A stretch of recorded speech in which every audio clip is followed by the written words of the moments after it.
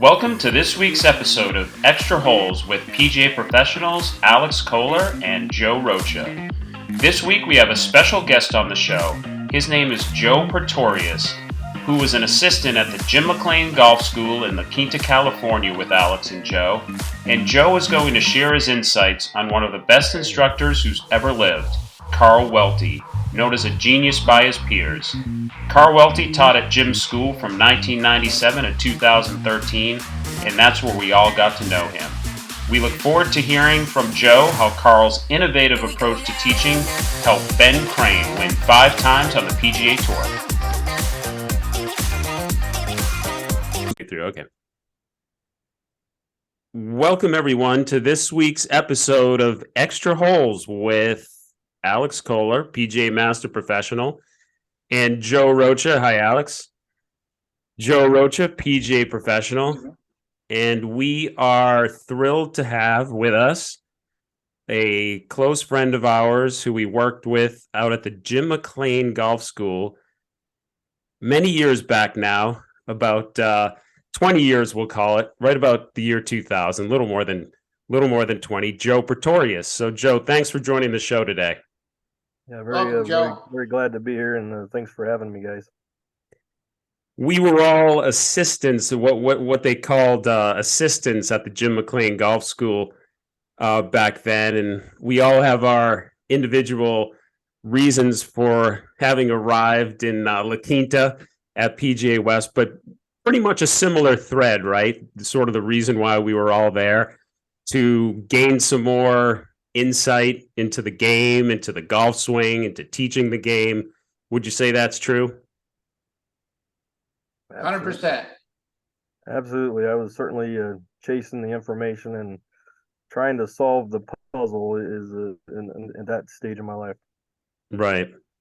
And the unique thing, I mean, I know myself and you guys probably too, we really didn't know exactly what teachers were teaching at the Jim McLean Golf. So we knew about Jim McLean, of course, one of the world-renowned teachers, and runs the top golf school in the country for many years. But we were treated to an array of instructors who we learned a lot from, didn't we? And they all had their sort of unique sort of characteristics. Who do you, Alex, who in particular do you remember if you look back on those times? Any particular instructor? It was interesting, right? We always say everybody has their own thumbprint, and they did. We all had to kind of learn different presentations, and we used to have to use the same verbiage when we were doing, say, a wedge clinic or a bunker presentation. But when you got those instructors, and maybe you were watching them teach an individual lesson, boy, they were very much, they had their own flair, the wordage, style. So it was really cool to kind of be a fly on the wall a little bit, watching lessons. And then, okay, we got to move down the range and we got to see Jerry Molds, who's a top teacher in the North Pacific area of the U.S., who played on the PGA Tour years ago. And then you walk further down the range and you got to see, a Keith DeCiani, there was a lot of different guys out there. Bruce Furman was out there. Yep. We got to hear all these very knowledgeable teachers, and they all had a little bit different way to teach, and they all had their own flair and style, which I thought was great, because I didn't really want to have such a mold where it's like we all have to be exactly identical with what we're saying. So we all, they all knew their stuff. The two that kind of stand out, I think, for all of us who worked there, probably would be Jerry Molds and then Carl Welty, who, Jim McLean credits Carl in almost every book he's ever made. He learned a lot from Carl, and Carl was a pioneer in filming golf swings. He was filming swings when nobody else did that. Right. And just to just picking up on that thought, just to set the stage, back at that time, there was no such thing as gears, 3D analysis, no K-Vest, there was no TrackMan, no flight scope, right? So like you said, even video was just starting to sort of come of age. Not everybody had a video camera. So mentioning Carl Welty, he was really a pioneer in the video analysis space. Joe Pretorius, what can you add about that? I know you can add a lot, because were you Carl's assistant for a time?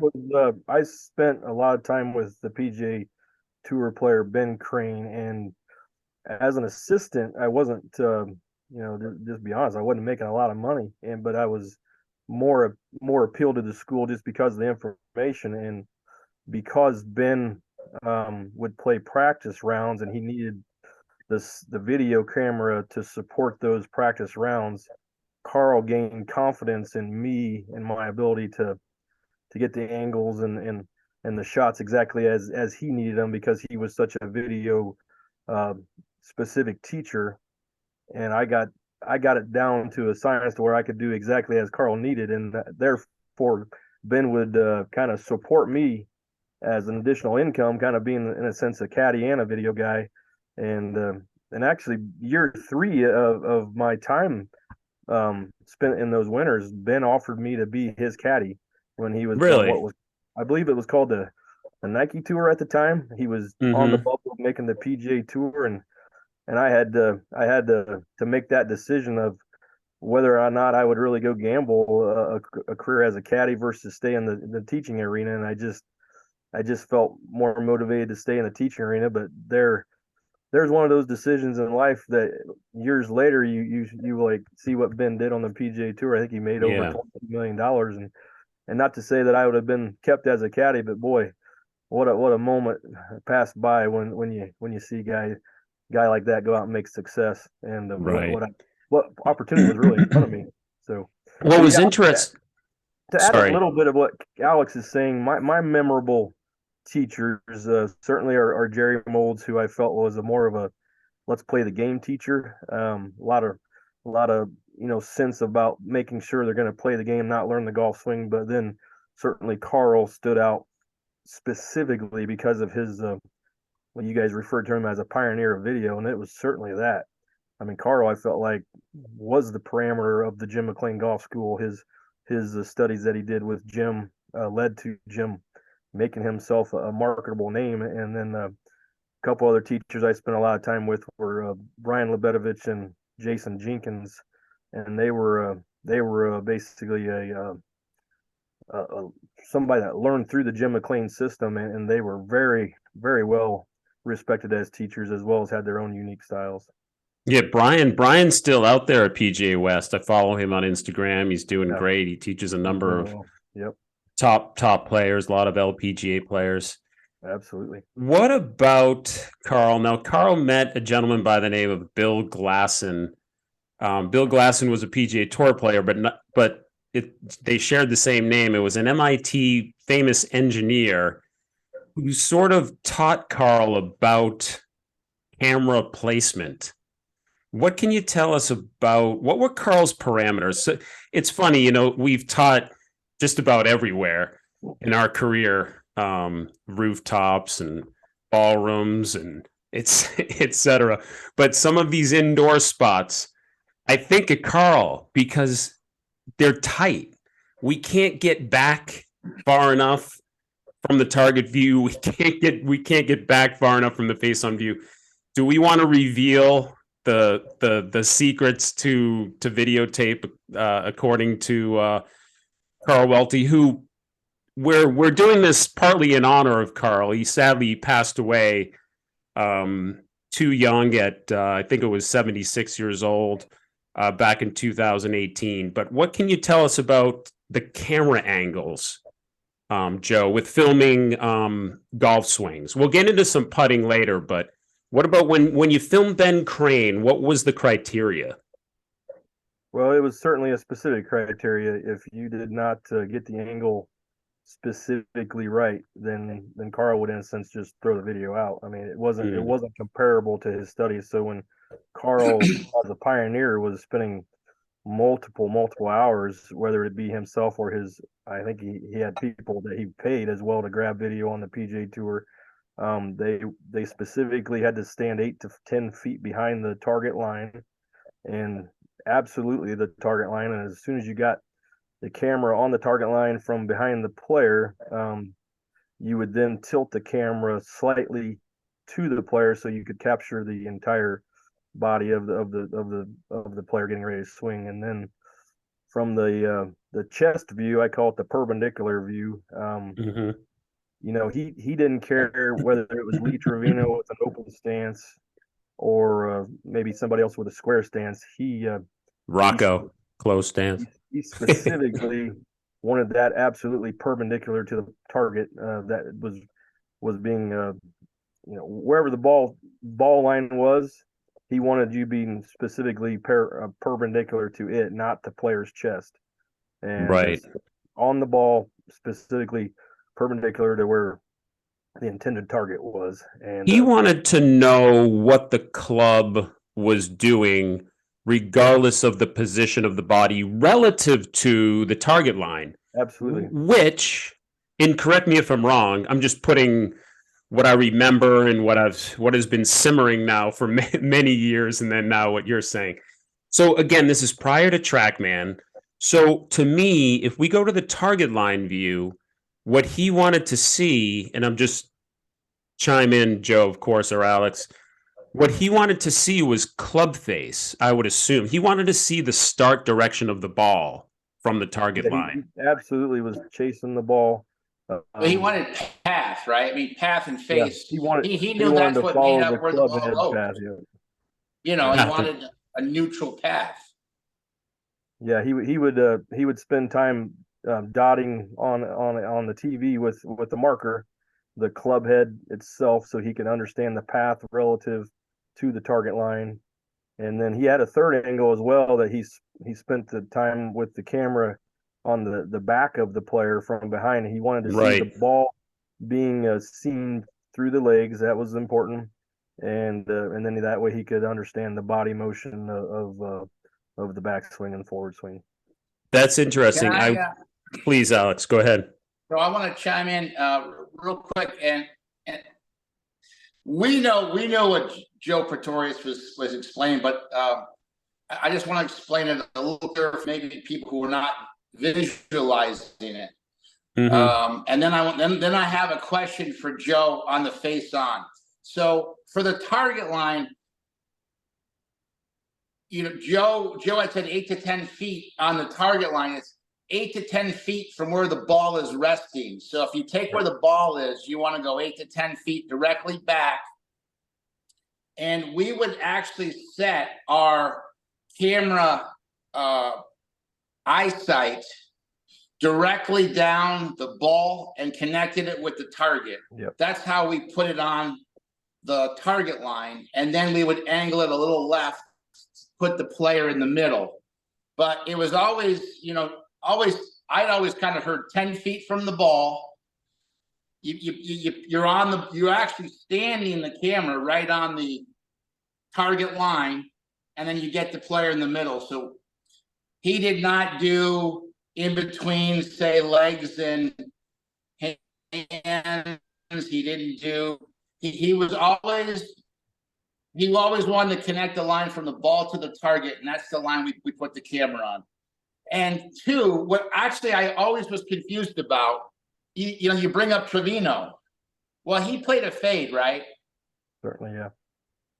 So Carl, I mean, if he really wanted to be specific and he was going to shoot from the face view, maybe he could actually say, hey, Lee, where do you want this ball to finish? Maybe Lee says, I want this ball to finish 5 yards left of the pin, and I'm going to curve the ball 10 yards and land it 5 yards left of the pin. So you have a start line, and then you actually have where the ball is going to finish. And again, these are for the people that were curving the ball. Some guys don't do it, but some guys do. If I'm filming Lee Trevino, am I trying to set up a right angle from where he's trying to land the ball, or the target line that he's going to start the ball on? That's my question. Yeah, the camera was, as you first described it, was always in line with the intended ending point of where you wanted the ball to land. So, so in that instance, I would ask Lee where he wanted the ball to drop, and then I would point the camera at that end point. And then the other thing that exactly as you described it was correct, but then Carl, as I'm filming Ben Crane on the practice round, he wanted me to follow the camera all the way to the after the ball's hit. Then I needed to point the camera to where the ball landed, so then he could have that feedback. Carl would cool. to see the end result. You zoom in on the ball. Yeah, landing. I did. I would be very specific as you said when I filmed the actual swing. But then as soon as the ball was hit, I would chase it to where to the ending point on the ground, so that Carl could see that as he's reviewing, just to see where the ball ended up. So no, Joe, it certainly was. Yeah. Sorry. To tie in what Alex was saying about the face on. Mm-hmm. To me, if the face on, my question really is what he was looking for, what he looked for from face on. And if I'm assuming that he's looking for body motion, sure, then I would almost think that he would want a start direction line versus an end point, just because it might skew the look. But what was he looking, that aside though, what was he looking for, would you say, specifically from the face-on view? So the face-on view, again, is when the camera was perpendicular to the intended target line, no matter how the player stood to the ball. Right. And what he would be able to see is number one, the impact conditions, and where the head was in relation to those impact conditions. Certainly the back of the left hand having if it was an iron, there would be a slight lean to the shaft at a good player impact. And with the driver, one of the fundamentals that Carl picked up during his studies was that the head was always behind the ball at impact. That would not be a true statement with an iron. Right. So he just stacked a PGA Tour player or great player after great player next to one another with his video studies, and he would come up with these trends by basically isolating certain motions at a slow speed or at a stop point, and then he would take a marker and basically draw lines from the ball up to kind of understand where the head is, or maybe draw a box around their head at the start and then see where the head was in relationship to that at the impact position. And that is how he was a pioneer. I mean, he certainly was just earth-shattering to watch teach. I mean, it was just, I spent hours. Would you say he was curious? He was, yeah. He was almost like a student himself, right? So he wasn't there to tell people necessarily what to do. He was observing, seeing what worked, seeing some of the commonalities. And then he was very, very adamant about protecting the individuality of the players he taught, right? Did that come across in your observations with, in particular, Lee Trevino? Of course, you see, Lee obviously has the record that he has, and he hits the ball. You see him hit the ball, and it's, out of this world good. So you're not going to probably not going to change. But did Carl change anything with Lee? Do you remember what I didn't see him teach Lee, but what I can say that he learned from the PGA Tour players is about 8 or 9 things that they all did in common if they were the great ball striker. And like you said, he was protecting the individuality of the great players, and he refused to take a top teacher's canned approach to make everybody the same. And that was the genius of Carl Welty. These 8 or 9 things, when you sat there and and he'd always put his student in front of the TV and say, you tell me what you see based on me showing you a few of these things. And then he would force them to be their own student rather than being Carl would never say, this is what we're going to go work on. He would give them some tutelage of his videos and draw some lines, and they would start picking up exactly what's wrong with what they're doing based on the comparison to the great players. And then they're sold. They were bought in. I mean, it was easy for them to see. I stood in the rooms all the time and watched them. I mean, he was a genius when it came to video. Quick question, Joe Pretorius. I think you saw probably the evolution of Ben Crane more than Joe and I. You kind of saw him really develop to a tour player. Yeah. I think his putting obviously improved a lot, and he's been known as one of the best players on tour, really since he was on tour. My question to you is, ball striking wise, full swing wise, was there an evolution of his swing that you saw where maybe Carl got him away from, again, I don't know, I'm making this up, maybe excessive hip slide? Did he work on his head position? Did he work on his starting position a lot? What did he work on with Ben from a ball striking swing standpoint? Well, the best way to describe what I watched was a very simple approach to controlling the club path through the ball so that it was a neutral club path. And then if you could, I want to call it aerodynamics, if you could get the club path to be neutral, then the only thing that's causing it to be left or right would be a club face error. So they spent a lot of time making sure that, as Ben was, again, he wanted the video work on the practice rounds. That was more valuable than being on the range, because if Ben was, maybe hitting a shot where he was standing on the right side of the fairway versus the left side of the fairway, Carl would start picking up trends by doing the video analysis on how he was doing with his aim or base. Carl did not care how he aimed or how he stood to it. What he cared about is how the club swung in comparison to the target line.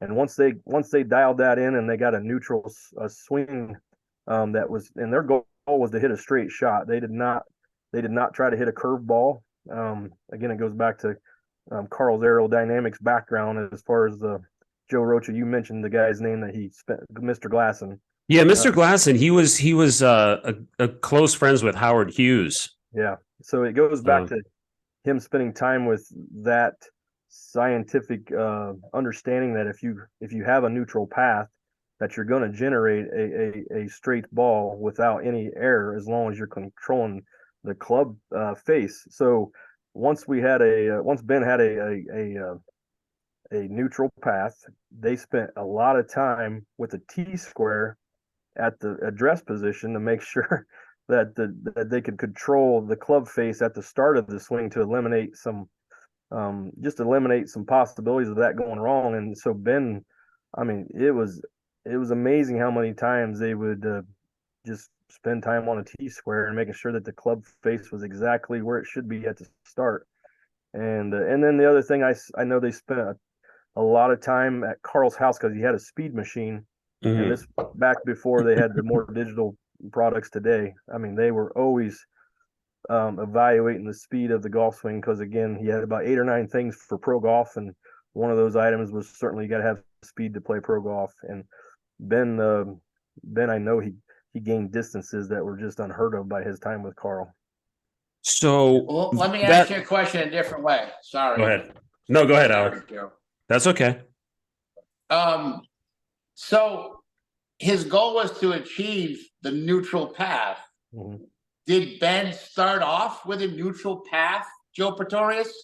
Or was he in to out and Carl got him neutral? Or was he out to in and Carl got him neutral? Where did Ben start out at? Yeah, when I came in the picture, they were pretty much achieving neutral already, but they spent more and more time on the wedges because once Ben could, control the driver, it was all about scoring and using his putting ability, which Carl, I would argue, was he's probably one of the best putting coaches that's ever lived, because of his own way to do it. And so again, I would stand on the range and watch Ben hit these wedges that just never moved the target. It was incredible. And they and the other thing that they spent a lot of time on, or the peculiar way to teach, I guess, if they thought they're going to go work on something that they've identified on the camera, they would go out and do 3 swings, and then they'd come right back to the camera and look at it. They wouldn't spend 2 hours hitting ball after ball. They would maybe hit 2 shots and come right back to the video room and say, did we accomplish what we're trying to do? So Carl was very in tune with the video and how that could guide the success of the student and getting the result they could achieve quicker than just laboring ball after ball when you're trying to fish for what's right without seeing it on the camera. Do you Joe, think Carl's style works for everybody or just a certain type of player? I felt that with pro golfers, Carl was probably the best I ever saw, because they were already good and he could just make them better. Now I saw Carl work with some more beginner golfers. I have a kid I remember, we referred to him as El Nino, and that wasn't a good fit because Carl would leave a lot of things as they were, such as a closed club face at the top of the backswing this kid had, and he was just laying the We remember him well. Yeah. And, so anyway, I always felt that this many years later, yes. Yeah, I felt that Carl was the best good player coach because they were down to the small things, whereas I felt like some of the other instructors probably were a better fit for a beginner player because they just needed to learn the game and get some motion that would produce some being able to play the game.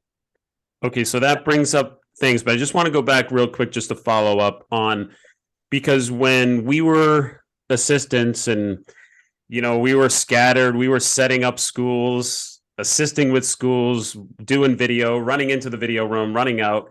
What I would hear a lot was Carl's emphasis on speed. Mm-hmm. That came up a lot when I was around. And I know back to Bill Glasson, he built Carl a speed machine that was probably the one that Ben worked on, and many other pros that visited Carl's home at PGA West. Do you remember anything that Ben did to gain speed? I think I remember that Carl was very big on, say, taking from track. If he wanted a number associated with the swinging of the club when working on speed, just as if you're trying to improve your 40-yard dash time, you would want to know the time, so the next time you ran, you'd have that time to beat. Was that one of the ways they improved Ben's speed? Yeah, I was absolutely in Carl's house when they were working on it. They would take the reading, as you said, off the machine, and they would document it on that date. And then one of the big things two things that I remember them doing to help Ben have more speed, making sure the backswing was more generated with the big muscles and not hand muscles or small, I guess your hand and wrists and they want the fine big motor muscles to work. And then the other thing that they spent a ton of time doing was I call it a swing fan. It had like 4 fins on it, and Ben would spin numerous swings with the swing fan, and then he'd put the club in his hand and then go down to the machine and say, did that produce more speed? And it did, And it was just no different than going to a weight room, but it was in a sense using a swing fan to build your big muscles, really making the torque happen. It was simple. It was a simple thing, but it accomplished what they were after. Why did I sell my swing fan? I need to buy another swing fan. We do. Yeah. That's right. Hey, Sure. real quick, guys. I think we know, Joe Rocho. Yes. The machine that you're speaking of, if the viewers do want to actually see what that machine looks like, They just need to go to YouTube, Carl Welty, CarlWelty. He has posted many videos. He's got Davis Love using the swing speed machine daily. And Greg Norman are the three that I have saved. So if anybody wants to see what the machine that we're talking about looks like, get on YouTube and just type in Carl Welty videos, and you'll get to see the swing speed machine in action with Norman, Daly, and Love at a minimum. Yeah, there's a lot of quality Carl Welty videos out there, and not all of them are obviously out there, but there's some quality stuff there, and it certainly proves that he was a pioneer. I before I forget to say it, when I would visit Carl's house, his living room was a library of videos. It certainly, I don't know how else to describe it. It was a complete library of decades of work compiling videos, and it didn't matter what player and what year. I remember saying something about a U.S. Open that Payne Stewart won while I was visiting Carl, and we were spending time watching video, and he said, "Hold on a second." He got up out of the chair, grabbed the video from that exact tournament. It was, like I said, I don't know how else to describe him other than being a pioneer. I mean, it's just incredible the mass of video work that this gentleman did. Okay, Joe. So you mentioned Carl and so Carl was an amazing teacher when it came to full swing. And by the way, I'm just thinking that behind the player view is an interest from behind the player, because in order to see what the body is doing by videotaping from behind, you're taking away the arms. Sometimes when we video from the front, the arms you can't really tell what the arms versus the body you're doing. So that's a really cool view. It's a little awkward to ask your student, maybe, do you mind if I put a camera? The times I have, obviously nobody minds, but so that's a cool view. But what I was going to go back to was something you said about Carl and his putting system. And do you know Derek Ueda by chance? I know the name. Derek assisted Carl. Okay. After I assume we left, and learned his putting techniques, and now he is the putting coach for Xander Schauffele. Is that right? Wow. And I mean, if I think back to when Ben Crane played the tour and how great a putter he was, when I watch, now that I know that, now when I watch Xander Schauffele, it looks pretty similar. Yeah. Schauffele's can really putt. What do you say about Carl? I mean, so Carl was TrackMan before TrackMan, and now from what we've learned from you, Joe, even just recently reconnecting, Carl was Aim Point before Aim Point. Certainly, yeah. Would you say? Absolutely. His level, the electronic level. I mean, who did that? Did anybody else do that at that time? It was very basic concepts, but there's the genius of Carl Welty. So during my practice, and I learned it because I was filming for Carl during the Ben Crane practice rounds. I spent all kinds of hours out there with him. And if you want me to go through the technique that I did, or was that what do you mind? What do you think, Alex? Yeah. Would you like to hear it? Sure. On the putting?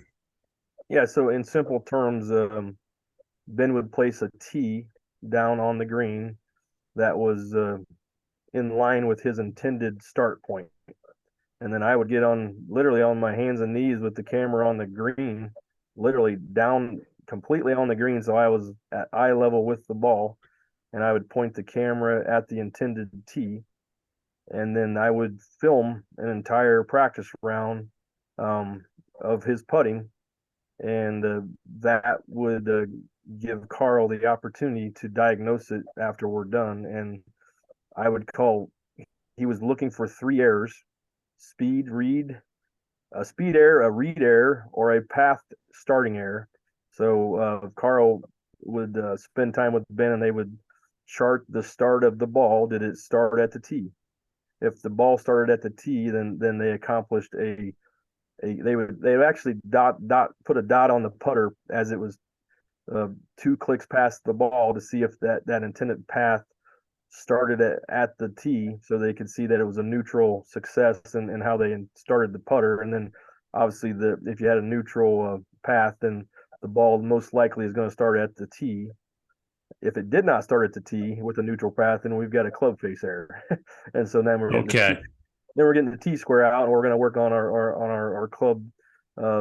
It's I guess the club face itself, but to simplify, if we got a neutral path and the ball started to tee and you missed, then it was either a speed error or your read was off.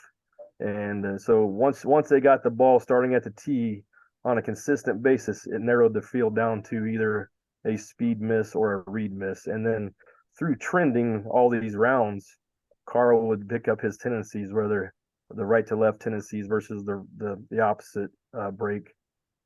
And the other thing that I know they did is they literally practiced his reads.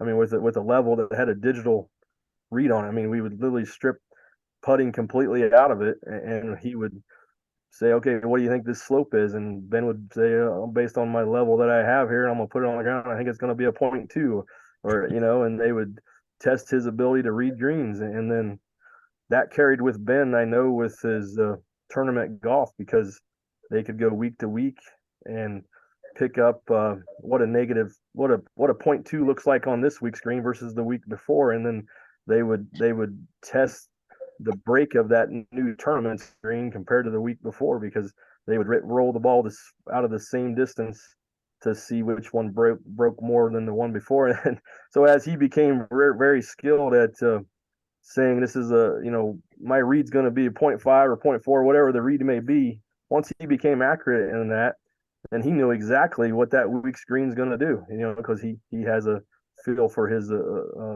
when it's a 0.4, he knows how much it'll break based on this distance, and so it became very calibrated. But I think it was a big reason why Ben was considered as good of a putter as Brad Faxon, or even beat Brad Faxon. Yeah. I mean, it's incredible. And so yeah, it's different than what you see done today. I mean, people spending time with strings, etc. Carl did none of that. So interesting. I remember seeing EJ Fister. Remember EJ? EJ was a PAA champion from Oklahoma State. Down, like you said, down on his knees, filming putting, looking over and watching EJ do that. There's a guy that was memorable. I mean, I saw EJ play practice rounds, and he was a heck of a golf teacher. And boy, best one I've ever seen hit from our teaching staff. Yeah. He was an NCAA championship for a reason. Mm-hmm. Incredible. So Joe, aside from your golf genius, you have some basketball genius as well. Tell us a little bit about that. You're sort of an expert on the basketball, the shot, right? Yeah. Is there any kind of like carryover between what you see with shooting and golf? Yeah, I mean, there's certainly there's some parallels for sure. I would the amount of arm swing in a golf that has to tie it to the body, in a good golfer outcome. They have to work together. The unison of how much body to use and how much arm swing. And when I would parallel that to the basketball shot, as I do some volunteer work on the shooting aspect.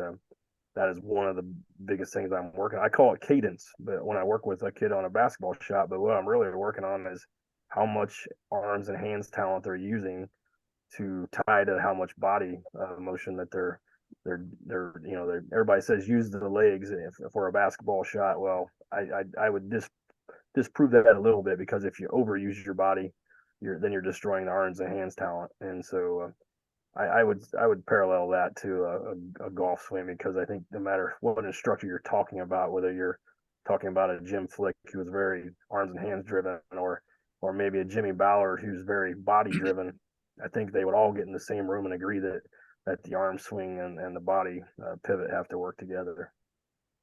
Right. I got a basketball question, Joe Pre. So, in golf, sometimes players will say that they try to visualize the shot they want to hit before they hit it. Well, in golf, you got time, right? In basketball, you probably can't visualize. You're getting a quick pass, and you just have to recognize where the rim is and move it towards where the rim is. Right? Yeah. Would you agree with that? Sorry, Alex, you broke up a little bit. Do you mind repeating it? So anyway, in basketball, you don't get to visualize the shot. Maybe you're just always getting the ball and making the shot. But in basketball, you're always seeing the rim and you're moving yourself in agreement with where the rim is. Yeah. So my question is, Joe, with golf, when you taught your kids, or when you maybe listen to some of the teachers that you really, connect with, did they pick out intermediate targets? What were they looking? Were they looking at the bag? I mean, intermediate target? Visualizing, like, what would you say? I think it depends on if you're talking about the good players, that are chasing the PGA. I mean, they're basically PGA Tour players or not. Or you're good talking players, about, yes. Okay, if you're talking about the good players, I think, well, number one, the teacher was very specific not to fill their head with things that needed to not be taught. So I don't think that I ever saw a PGA Tour lesson with the Steve Stricker or Fred Funk was in there. I saw obviously Ben was in there, Ben Crane. We had a plethora of PGA Tour players come through for video work, and so number one, we had rules as assistants that we had to do the video work for either our master instructor or just the PGA Tour player that just wanted to be able to sit in the room with us and have us play the video for him. But I never saw our master instructors try to fill the PGA Tour player with questions about what you're specifically stating there, about what are they visualizing. I never saw the mental conversation. I saw more of the video instruction conversation, because you're dealing with such a delicate, capable player that the video had to be the leading example and not conjure up a philosophy per se. And again, this was in your teaching. Did you teach intermediate target to people or not really? Oh, well, if you're talking about a beginner player, I mean, absolutely. If the player that is not breaking 80, absolutely, you're talking about aim, point, posture, grip. Those basics that are going to make them improve the quickest. That's all the teaching was on a player that's north of 85. You're going to simplify the game and make it more of a responsive game, because if they felt like they're walking away from the lesson just full of video cameras in their head, I don't think you were doing them a service.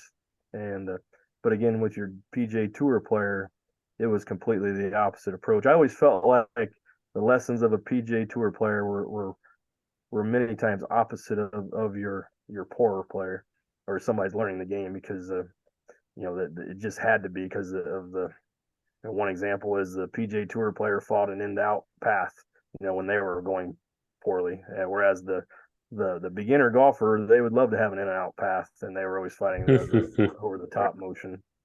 Yeah, that opposite thing comes up a lot on the lesson tee. Yeah, and that's certainly and then depending on the instructor, that we're talking about most of our instructors were teaching the higher than 85 score, and because that was the membership or the vacationer, and so you saw all kinds of personalities in our instructors, but Jerry Molds Sure. always stood out to me as a Harvey Pinnock, and the ability to take an average golfer and make him better within an hour. And it was very much so in philosophy, a little bit of a philosophy and how he would approach that lesson and see what the gentleman's strengths or her strengths were, and then he would tailor the lesson to make them, work off of their strengths to make them better. It's interesting, with Jerry Molds, and that's an interesting statement. Yeah, working with their strengths. With Jerry Molds, I think maybe you'd both agree that he was probably the one teacher that stands out to me where he actually taught rhythm. Mm-hmm. He was clapping. Do you remember him clapping?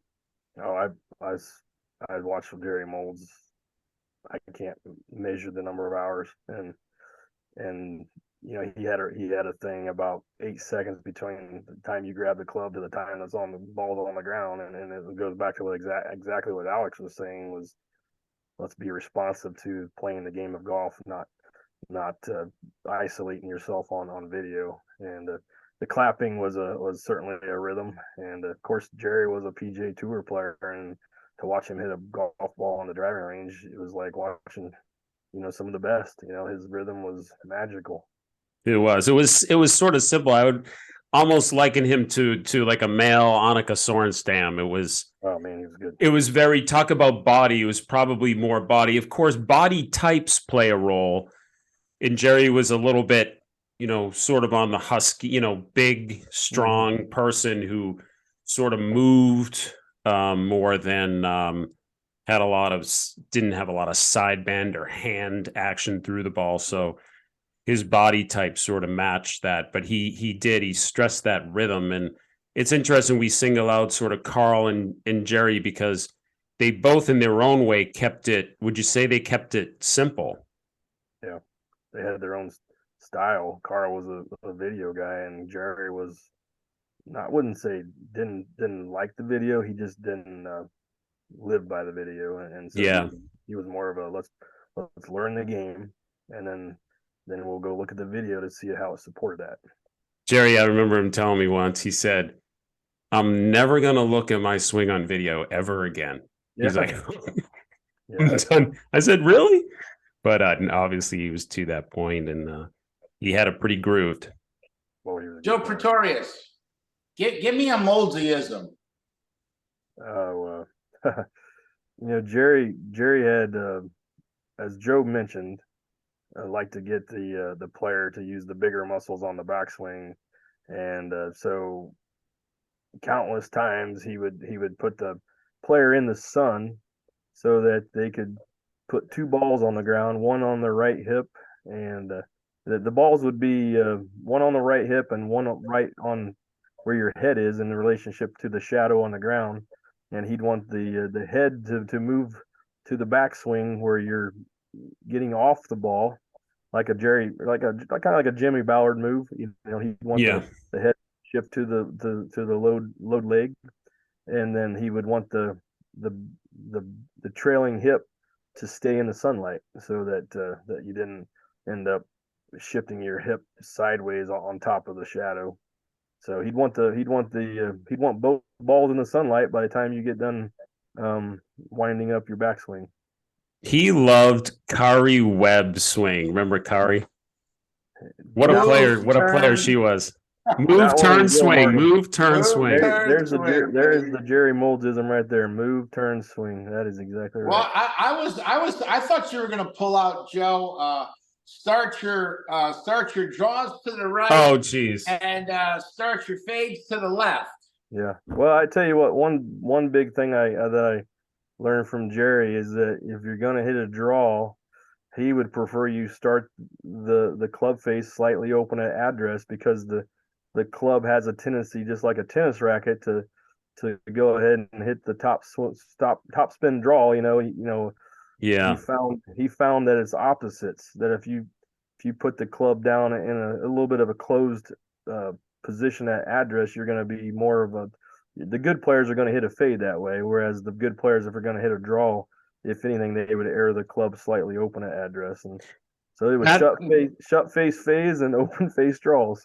That was a big one. Mm-hmm. And, of course, this is, again, just to put it in context, pre-TrackMan. Mm-hmm. So through fitting with Titleist and through different places that I've taught, I've had access to TrackMan. I taught at MIT. They had an indoor TrackMan simulator. So TrackMan, this is prior to TrackMan, though. I mean, so TrackMan has proven Jerry correct, because the face is more responsible for the initial direction of the ball. Mm-hmm. So you would want your face open to the target line if you're going to play a draw for a right-handed player, because you'd want that ball to start to the right. If your club face is closed, you're going to play a fade because you'd want that ball to start to the left and then fade back to the right. But at that time, without TrackMan, that was pretty groundbreaking for us to hear. I mean, David Duval was a good example of someone who had a closed club face, but played a very sort of cut-like swing, probably played a pretty straight ball to a cut. So pretty interesting. They were ahead of their time, weren't they? Jerry and Carl both. Absolutely. They were a lot of opposites, but they were the best in their field. According to me watching them, I mean, it was incredible, both of them. Mm-hmm. I got a quick Carl story again. Because you guys brought up good players are typically slightly in to out, right, Pre? And he was telling me he filmed Curtis Strange. Yeah. And Curtis said he's like, I'm having trouble hitting a fade, Carl. And so I think he still is. Carl's not in the club face, and he's clearly got this in to out path. Yeah. And Carl's just like, well, you can't hit a fade with this path. It just won't work. And he was it was so matter of fact to Carl. He's talking to, one of the best players at the time in the world. And he's just like, well, it's not going to work. Facts. Curtis, facts. It's not going to work with this path. We got to get your path more left. And they did. And it was probably a great lesson. But, it was never Carl's opinion. He would dot your club path and just, this is where you are. If you want to hit a fade, we have to change this. Carl was physics. Yeah. Is what you're saying right there, Alex, right?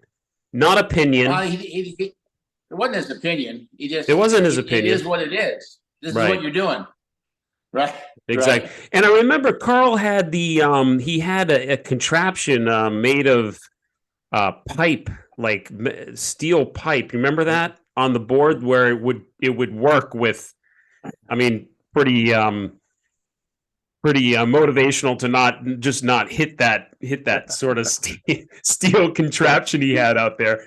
But it would force you to have to come, and that's another opposite, Joe, that you mentioned. We're looking for that club, at least in the second half of the downswing, to come more on top of the ball. Mm-hmm. And most players are trying to get under, and so really interesting stuff. Now that you bring that up, Carl and Ben spent a lot of time with that contraption, that to help stay neutral, because Carl called it swinging to the left, but that was the feel anyway. But that contraption was vital to Carl's instruction. Yeah, mm-hmm. I would call it a metal. I would call it a metal T-square.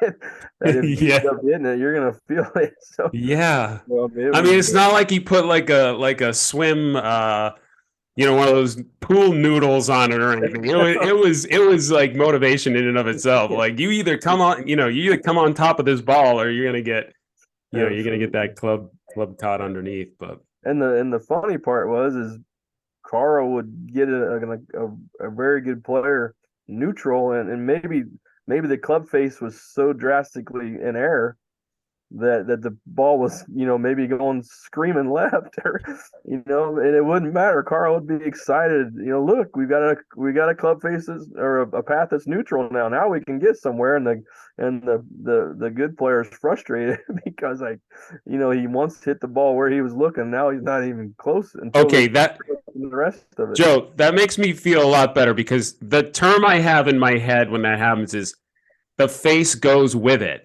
Yeah. Like, I didn't mean for the face to go with the path. Yeah. You still got to square the face. But anyway, Right. Yeah. But it's pretty funny. But it started with pass, so then they could get it down to the science of controlling the club face.